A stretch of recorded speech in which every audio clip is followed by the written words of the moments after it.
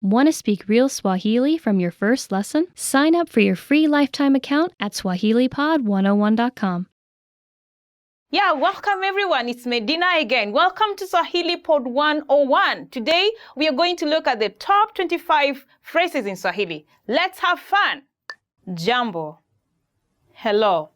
Okay, the first phrase is jambo. Hello.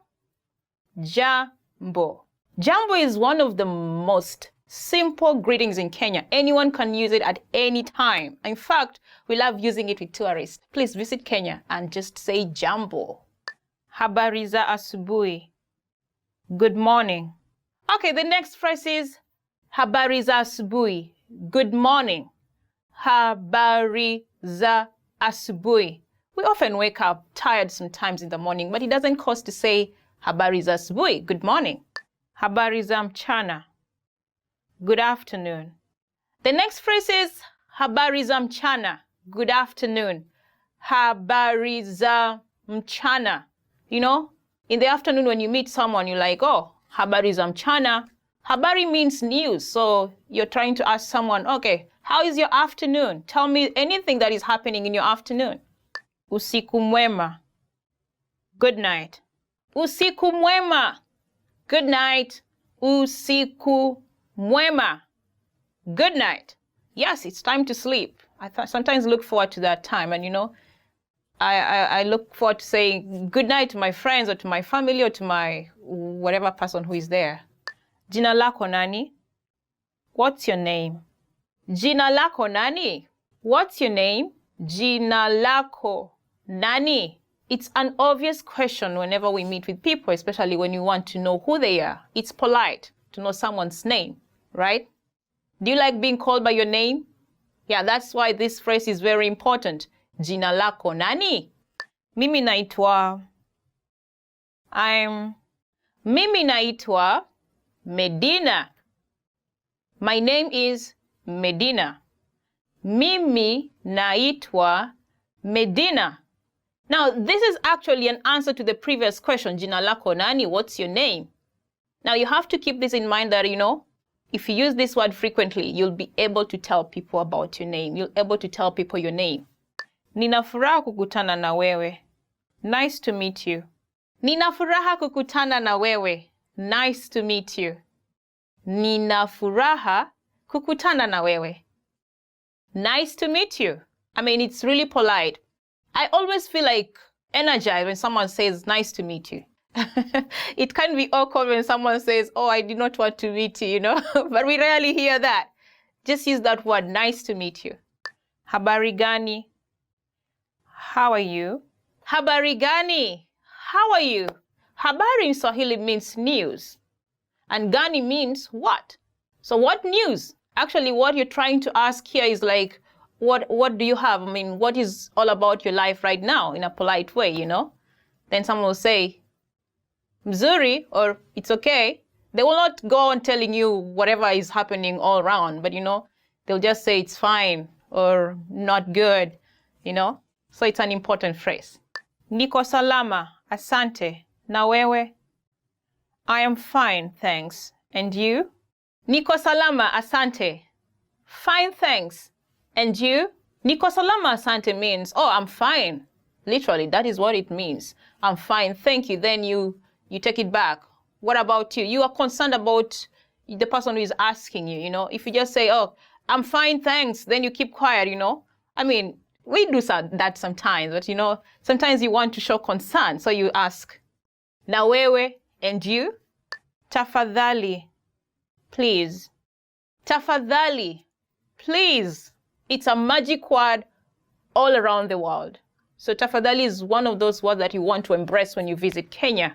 Tafadhali, whenever you're asking a favor, just say tafadhali. Excuse me, tafadhali, tafadhali. That's one great word you need to remember. Asante, thank you.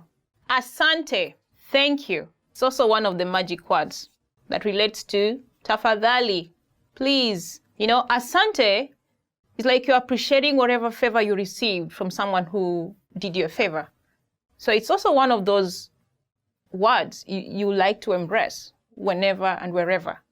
Karibu, you're welcome. Karibu, you're welcome. Karibu. Karibu is one of the most common words used in Kenya. For example, when someone knocks your door, you'll say, oh, karibu. That means come in, or welcome, actually. Then, in some circumstance, when someone gives you something, you'll say thank you, right? Now, the person who is giving, you will say karibu. Karibu means welcome.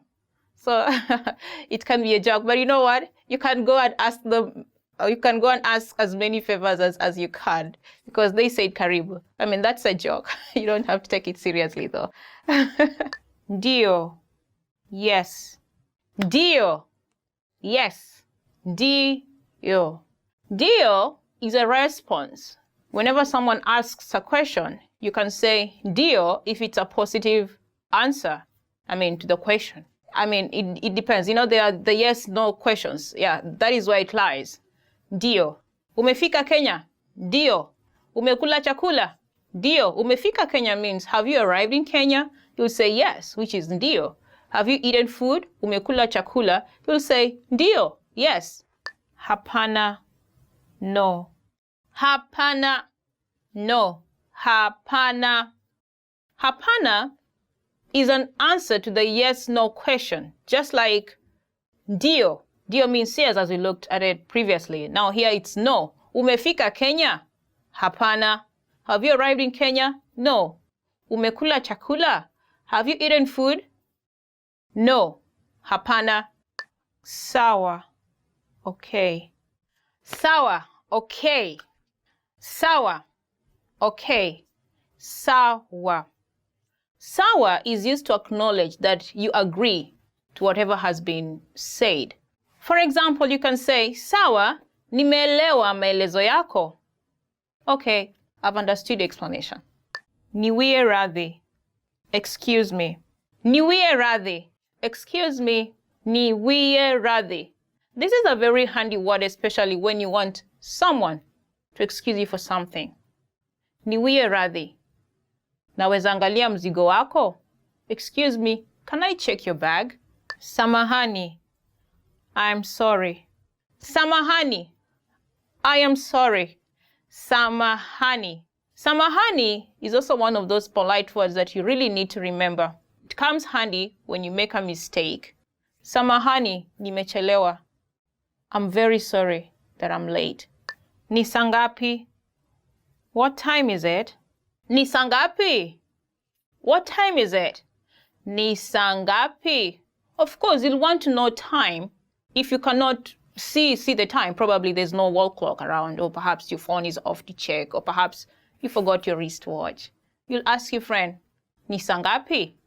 Msalani wapi? Where is the restroom? Msalani ni wapi? Where is the restroom? Msalani ni wapi? Now, for real, you may need this word really, especially if nature keeps calling on you. You know, you may want to ask, hey, tafadhali, msalani ni wapi? Excuse me, where is the restroom? Subiri kidogo. Wait a moment. Subiri kidogo. Wait a moment.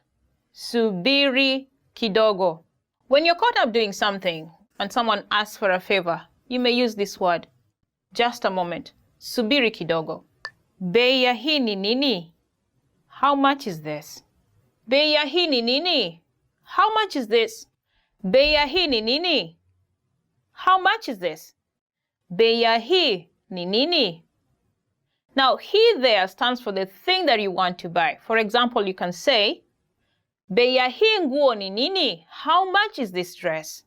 Saidia, help. Saidia, help. Saidia. Saidia! Imagine you're drowning. What will you do? You'll shout, Saidia! Help! When you're in trouble, this word comes in handy. I think you may want to use it. Tuonane baadaye. See you later. Tuonane baadaye.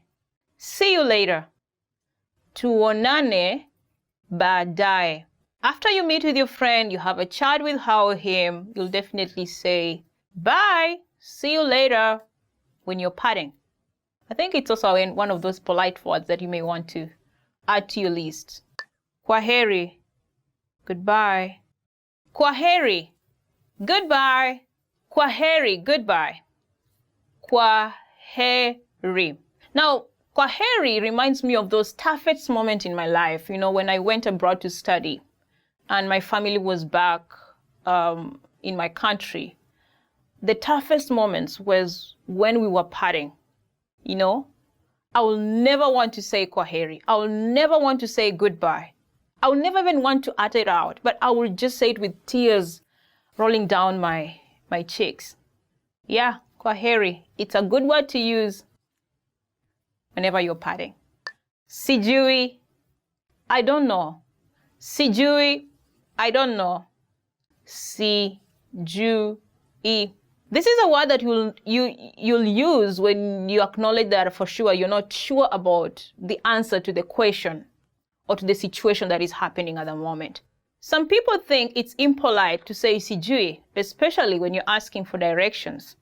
They'll try to give you information which might be wrong to show that they are polite. So you got to be careful. Thank you so much for staying with us until the end of this video. Did you enjoy this video? If you did, do not forget to give us a thumbs up and subscribe to our channel. And don't forget to visit SwahiliPod101.com. Kwaheri! See you again!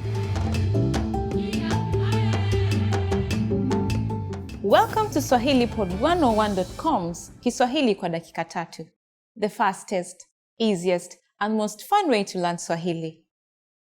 Hamjamboni, mimi ni Medina. Shukran kwa kuungana na mimi katika kipindi hii. Hi everybody, I'm Medina. Thank you for joining me. In this series, you're going to learn basic Swahili expressions. It's super easy and it only takes 3 minutes.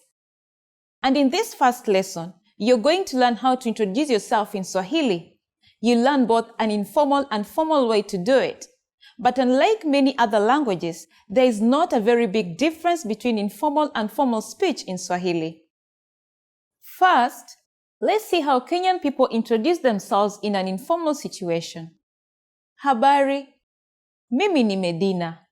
Nina furaha kukutana na wewe. Hi, I'm Medina. Nice to meet you. Habari, mimi ni Medina. Nina furaha kukutana na wewe. Let's break it down. Start with the greeting. Habari. Then, mimi ni, which is followed by your name. Next, say the phrase, Nina furaha kukutana na wewe. Nice to meet you. All together, it is, Habari, mimi ni Medina. Nina furaha kukutana na wewe. And now, let's see the same sentence in formal speech. Shikamoo. Jina langu ni Medina Maraka. Nina furaha kukutana na wewe.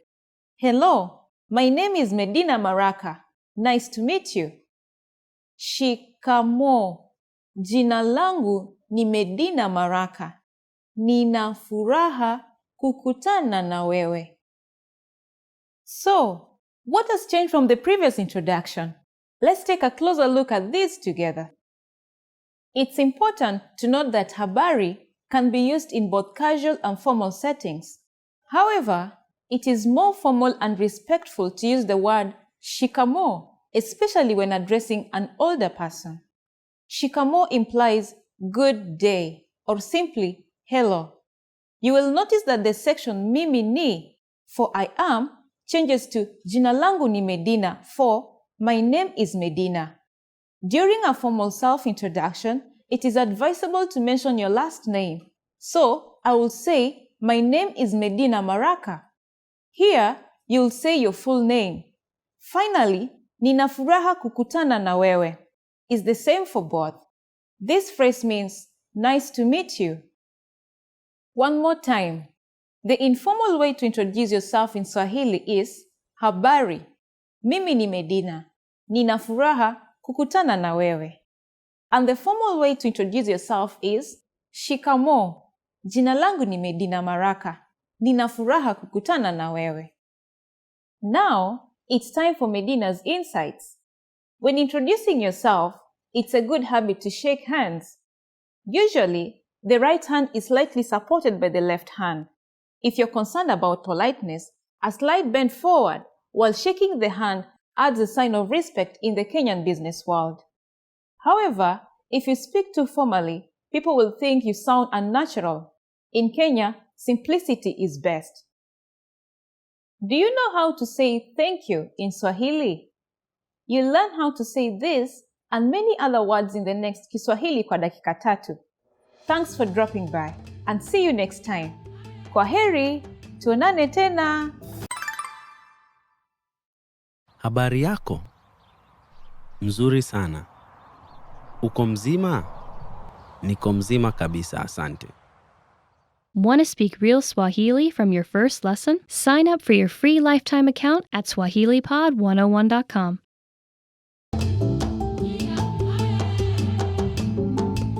Hamjamboni, mimi ni Medina. Hi everybody, I'm Medina.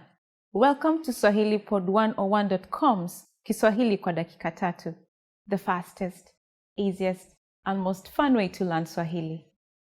In the last lesson, we learned how to thank people by saying Asante. In this lesson, we learned some of the most common greetings used in Kenya. Uko tayari? Are you ready? Tuanze! So let's get started. The most commonly used informal greeting is Habari. Habari. Habari means hi or hello. We use it when we meet people. We can use this greeting with friends or relatives, but also with people we don't know. We used this phrase in lesson 1. Do you remember? And do you remember what the formal way of greeting people is? Shikamoo. Shikamoo. Do you also remember that habari can be used both in formal and casual settings? During the evening, we say, Habari ya jioni. Habari ya jioni. Jioni is Swahili for evening. So, habari ya jioni means good evening. Habari and habari ya jioni are used when we meet someone, but when we leave, we don't say these greetings again. Instead, when living in both formal and informal situations, Kenyan people say Kwaheri. Kwaheri. Kwaheri means goodbye. Finally, in Swahili, we have an expression meaning see you soon that can be considered both formal and informal. Tuonane tena. Tuonane tena. Now you can greet people in many different ways in Swahili. Let's review them all again. When greeting someone in an informal way, remember to say habari. When greeting someone in a formal situation, you say shikamoo. When living in either a formal or informal situation, say tuonane tena. It's easy, isn't it? Now, it's time for Medina's insights. In formal situations, Kenyans commonly greet each other by shaking hands. But if we meet someone we are very friendly with, we hug each other. Don't be afraid to do it with your Kenyan friends. It's normal. In the next lesson, we'll learn the meaning of the phrase, Unaongea Kiingereza? Do you already know it? I'll be waiting with the answer in our next Kiswahili kwa dakika tatu. Until then, tuonane! Yes, it's Medina again. Welcome to Swahili Pod 101. This is Topwards. Today, we're going to look at the top 25 verbs in Swahili. Welcome! Kuwa, to be. The first verb is kuwa, to be. Kuwa. For example, we can say, ili kukuwa katibu mwema, inabidi ujue kuratibu. In order to be a good secretary, you have to be good at organizing. Kupenda, to like. Kupenda, to like. Kupenda. Bila shaka na kupenda. Of course, I like you. That's quite a handy word to use. Kufanya, to do. Kufanya, to do. Kufanya mazoezi kutakusaidia kupoteza uzito. Doing exercises will help you lose weight. Kusema, to say. Kusema, to say. Nilimfunza mtoto wangu kusema karibu anapoambiwa asante. Nilimfunza mtoto wangu kusema karibu anapoambiwa asante. I taught my toddler to say, "You're welcome," when he's told, "Thanks." Kueleza, to explain. Kueleza, to explain. We can say, ubao mweupe ndilo chombo nzuri cha kueleza kitu cha picha. A whiteboard is a perfect means to explain something visually. Ubao mweupe ndilo chombo nzuri cha kueleza kitu cha picha. Kusikia, to hear. Kusikia, to hear. Kusikia. Kifaru ana hisia ya hali ya juu ya kusikia na kunusa. Kifaru ana hisia ya hali ya juu ya kusikia na kunusa. The rhino has a good sense of hearing and smelling. Kwenda, to go. Kwenda, to go. Kwenda. Nataka kwenda dukani. I want to go to the shop. Nataka kwenda dukani. Kujua, to know. Kujua, to know. Kujua. Pia mimi nafurahia kukujua. Me too. I'm happy to know you. Pia mimi nafurahia kukujua. Kuchukua, to take. Kuchukua, to take. Kuchukua. Usisahau kuchukua picha yangu tafadhali. Don't forget to take my picture. Usisahau kuchukua picha yangu tafadhali. Kuona, to see. Kuona, to see. Kuona. Kwaheri ya kuonana. Bye. See you again. Kwaheri ya kuonana. Kuja, to come. Kuja, to come. Kuja. Ikiwezekana, ningelipenda kuja kesho tena. If possible, I would like to come back tomorrow. Ikiwezekana, ningelipenda kuja kesho tena. Kufikiria, to think. Kufikiria, to think. Kufikiria. Fikiria unachotaka, unipe jibu kesho. Think about what you want and give me the answer by tomorrow. Fikiria unachotaka, unipe jibu kesho. Kuangalia, to look. Kuangalia, to look. Kuangalia. Hangeweza kusita kuangalia kwenye sinema. She couldn't stop looking at the screen. Hangeweza kusita kuangalia kwenye sinema. Kutaka, to want. Kutaka, to want. Ninataka kwenda kulala mapema leo. I want to go to sleep early today. Ninataka kwenda kulala mapema leo. Kupea, to give. Kupeana, to give. Hawakupeana ya kutosha. They didn't give enough. Hawakupeana ya kutosha. Kutumia, to use. Kutumia, to use. Ni laini gani ninayopaswa kutumia? Which line am I supposed to use? Ni laini gani ninayopaswa kutumia? Kutafuta, to find. Kutafuta, to find. Usipoteze wakati wako kutafuta kazi ya hali ya juu. Anza tu kufanya kazi. Don't waste time looking for the ultimate job. Just start working. Usipoteze wakati wako kutafuta kazi ya hali ya juu. Anza tu kufanya kazi. Kwenda nje, to go out. Kwenda nje, to go out. Kwa hakika tunahofia, lakini hauwezi enda nje leo usiku. We are really sorry, but you cannot go out tonight. Kwa hakika tunahofia, lakini hauwezi kwenda nje leo usiku. Kuuliza, to ask. Kuuliza, to ask. Nitakuuliza mara nyingine moja. I will only ask you one more time. Nitakuuliza mara nyingine moja. Kufanya kazi, to work. Kufanya kazi, to work. Naomba unisaidie kufanya kazi hii. I request that you help me do this work. Naomba unisaidie kufanya kazi hii. Kuingia, to enter. Kuingia, to enter. Hauwezi kuingia bila kibali. You cannot enter without permission.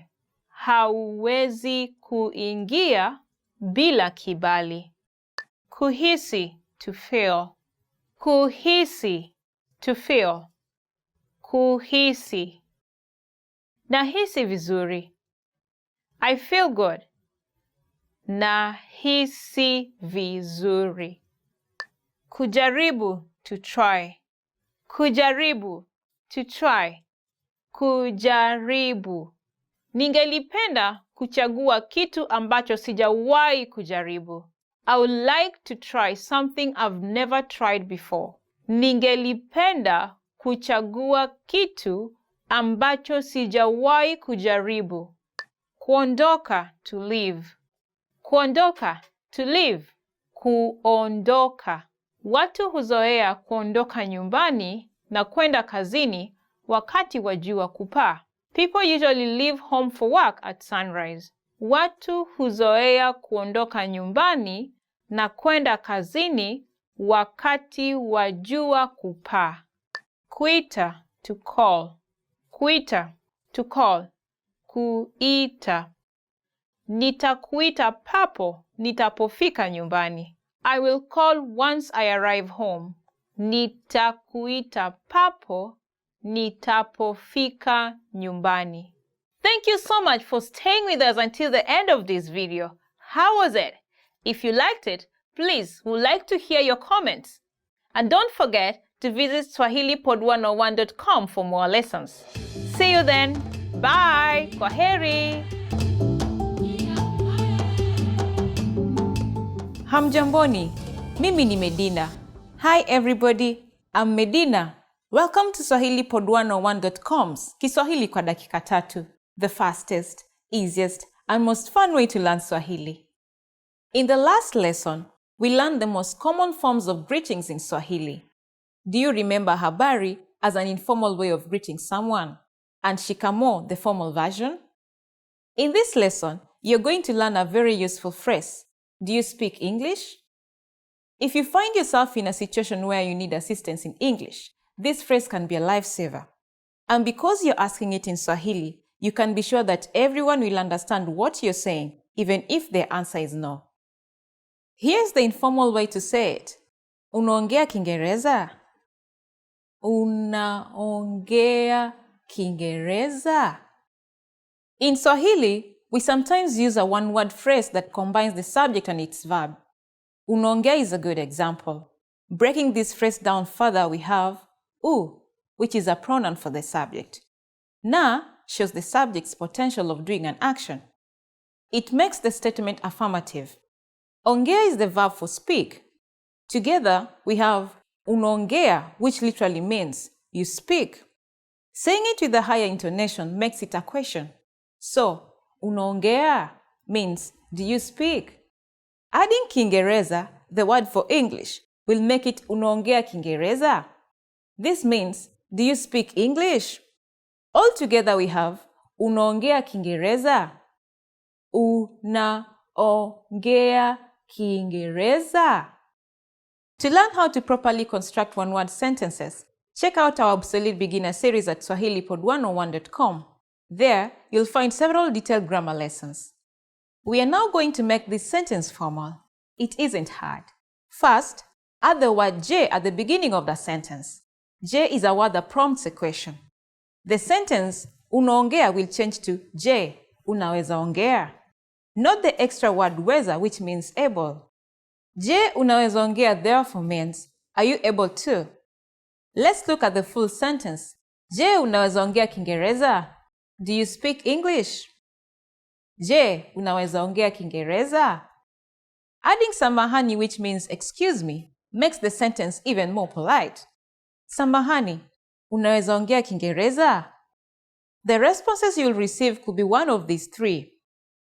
Ndio. Yes. Ndio. Kidogo. A little.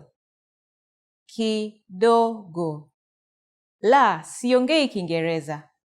No, I don't speak English. La, siongei Kiingereza.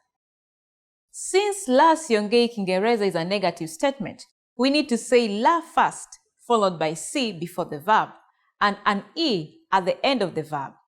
Also note that the verb ongei is slightly different from ongea. This is because negating in Swahili depends on the pronoun and the tense. In this example, the first person prefix si is used before the verb, and the suffix e is used at the end of the verb. As you can see, negation in Swahili follows a particular pattern. Some negations, though, require the word no, but we will talk about this in a later lesson. Now it's time for Medina's insights.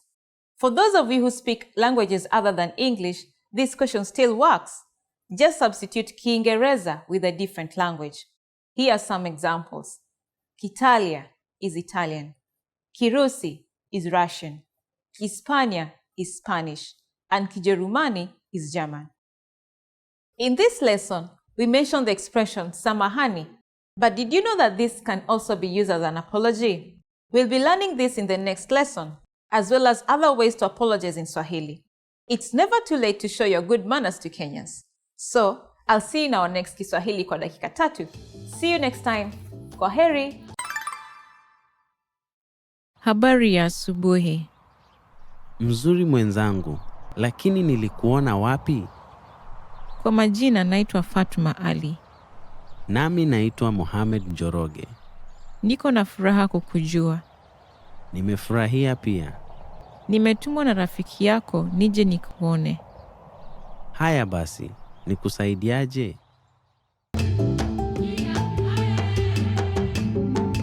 Hamjamboni, mimi ni Medina. Hi everybody, I'm Medina. Welcome to SwahiliPod101.com's Kiswahili kwa dakika tatu, the fastest, easiest, and most fun way to learn Swahili. This lesson will be all about nambari. That's right, that means numbers. First, we'll learn the numbers from 1 to 10. They're not difficult at all, and this lesson will only take 3 minutes. Kwa dakika tatu tu. Are you ready? Let's start. Moja. Moja. Mbili. Mbili. Tatu. Tatu. Nne. Nne. Tano. Tano. Sita. Sita. Saba. Saba. Nane. Nane.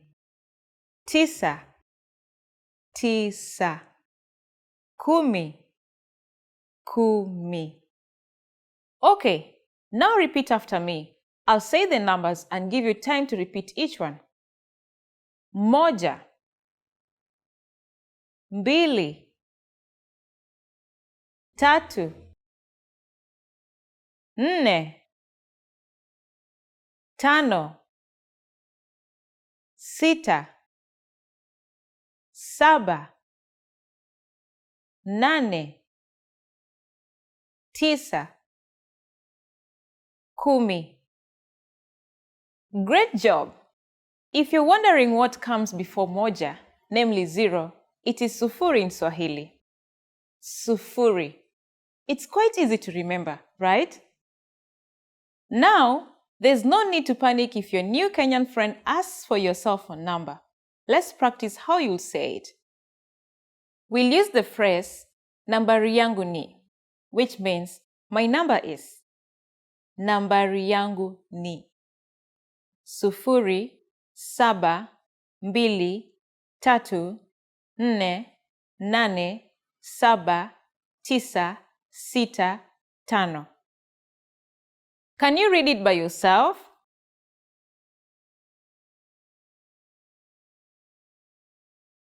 Sufuri, saba, mbili, tatu, nne, nane, saba, tisa, sita, tano. Perfect. Now, it's time for Medina's insights. Kenyans consistently pronounce these numbers as they appear, so it's easy to master them. These numbers are used to name other bigger numbers, so this saves you the energy of having to start over again. Keep at it, because the advantages of mastering these first 10 numbers will become clear as we continue our lessons. Do you know the Swahili word for 100? In the next lesson, we are going to learn the numbers 11 to 100 in Swahili. Before jumping in, be sure to practice the numbers we learned in this lesson, from moja to kumi. Tuonane. Asante sana kwa kuja kuniona hospitalini. Karibu sana. Nilivyosikia umejifungua mapacha, niliamua lazima nije. Nashukuru. Nimekuletea zawadi. Zingine za hawa watoto na zingine zako. Asante sana mwenzangu. Nashukuru. It's Medina again. Welcome to Swahili Pod 101, Swahili Top Words. Today, we are going to look at 10 questions you should know. Welcome and have fun. Jina lako ni nani? Jina lako ni nani? What's your name? To answer that, you'll say, Jina langu ni Medina. If you're Juma, you'll say, Jina langu ni Juma. My name is Juma. Uhali gani? Uhali gani? How are you? To answer that, you'll say, Njema, I'm fine. Or fine. Uhali gani, fine. I'm fine. Ulizaliwa wapi? Ulizaliwa wapi? Where are you from? To answer that, I'll give the name of my country. Kenya. Ulizaliwa wapi? Kenya. If you're born in the United States, you'll say, America. Ulizaliwa wapi? America. Siku yako ya kuzaliwa ni lini? Siku yako ya kuzaliwa ni lini? When is your birthday? To answer that, you'll say, siku yangu ya kuzaliwa ni Aprili tarehe 3. My birthday is April 3rd. Unaishi wapi? Unaishi wapi? Where do you live? Ninaishi Nairobi. I live in Nairobi. Nairobi is quite a big place. Actually, it's a province in itself. So you won't say you're living in the whole Nairobi. We have to be specific. So if you live in Lang'ata, you will say, Ninaishi Lang'ata. That is when we will assume you're in Nairobi and you're talking within people in Nairobi. They'll understand where Lang'ata is. But if you're out of Nairobi, you'll say, Naishi Nairobi Lang'ata, to just be specific. Unafanya kazi wapi? Unafanya kazi wapi? Where do you work? To answer this, you'll say, Jijini Mombasa. Again, Jijini Mombasa. Mombasa is the name of the place. Jijini means town. So if you're working in Kisumu, you'll say, Jijini Kisumu. Just to be specific. I work in Mombasa. I work in Kisumu. Ulijifunza wapi Kiswahili? Ulijifunza wapi Kiswahili? Where did you learn Swahili? For that, you can answer by saying, katika swahilipod101.com. From swahilipod101.com. Je, unapenda chakula cha Kenya? Je, unapenda chakula cha Kenya? Do you like Kenyan food? To answer that, you will say, Ndio, napenda. Yes, I love it. Yes, I like Kenyan food. In Kenya, we have varieties of food, and I'm sure you like it. The most staple food in Kenya is ugali. Ugali is like cornbread. It's made from white flour, white corn flour. It's not very hard. Something like rice, but in the flour form, but cooked. You don't eat the flour, it's cooked. So it's cornbread. Now you eat cornbread with different kinds of stews. You can eat it with bean stew, beef stew, name any kind of stew. And then we also have vegetables. I'm sure you'll like it. Try it out. Umeshawahi kuwa Kenya? Umeshawahi kuwa Kenya? Have you been to Kenya? You can answer this by saying, Hapana, ni mara yangu ya kwanza. No, it's my first time. This is a very common question to tourists who visit Kenya. So be prepared, and it will really sound cool if you can answer in Swahili. Hapana, ni mara yangu ya kwanza. Hii unauza pesa ngapi? Hii unauza pesa ngapi? How much is this? To answer that, you can say, shilingi kumi za Kenya. Kumi is the price. So you can keep changing that and say, shilingi hamsini za Kenya. 50 shillings, Kenya shillings. This will be a very useful phrase to use when you're going shopping. Of course, I'm sure you're going to buy souvenirs for your family members back in your country. So having this word on your fingertips will be very useful. Yeah, we're done! Thank you so much for keeping up with me until the end of this lesson. Do you remember all those questions? They're very handy, and I really recommend that you have them at your fingertips whenever you visit Kenya. Now, if you liked our lesson, do not forget to give us a thumbs up down there and leave your comments. And don't forget to visit swahilipod101.com for more lessons. See you next time. Kwaheri, tuonane. Bye. Want to speak real Swahili from your first lesson? Sign up for your free lifetime account at swahilipod101.com. Tafadhali, naomba ujue umenikanyaga. Oh, mimi?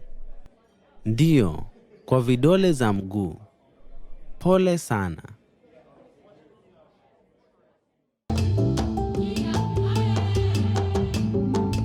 Hamjamboni, mimi ni Medina. Hi everybody, I'm Medina. Welcome to swahilipod101.com's Kiswahili kwa dakika tatu. The fastest, easiest, and most fun way to learn Swahili. In the last lesson, we learned how to count in Swahili. Can you remember the numbers from moja to mia moja? I hope so, because this time you will put them into use. We will be practicing how to go shopping in Kenya. Before we start, you need to know how to say, how much is this? Hii ni pesa ngapi? Hii ni pesa ngapi? Okay, are you ready? Let's go. Imagine you're in a shop in Kenya. You find something you want to buy, and you want to ask how much it costs. Start by saying, Samahani. Do you remember what this means? Excuse me. Samahani, hii ni pesa ngapi? Samahani, hii ni pesa ngapi? The clerk will tell you, ni shilingi, it costs. Or more simply, they'll say the amount directly. For example, 25. What number is 25? Can you work it out? It's 25. So this phrase means it cost 25 shillings. Let's look at some more examples. Say you see a bag that you want to buy. A bag in Swahili is begi. So how would you ask how much it costs? Samahani, begi hii ni pesa ngapi? Or a pair of shoes. This makes it slightly different because you have to use the plural form. A shoe will be kiatu, but the plural for shoes is viatu. So you would ask the following question. Samahani, viatu hivi ni pesa ngapi? This simply means, how much are these shoes? Now, it's time for Medina's insights. Credit and debit cards are not commonly used in Kenya, but you can double check by asking the following question. Naweza lipa kwa kadi ya credit? Can I pay by credit card? Naweza lipa kwa kadi ya credit? Do you feel confident about counting shillings? If you don't worry. We'll learn all about it next time. I'll be waiting for you in the next Kiswahili kwa dakika tatu lesson. Tuonane! Habari yako? Mzuri sana. Mna chakula ama kinywaji kilicho tayari? Ndiyo. Nikupakulie nini? Je, mna chai ya maziwa? La, lakini tunayo kahawa ya maziwa. Sawa. Nitakuita baadaye. Nipe muda kidogo. Sawa.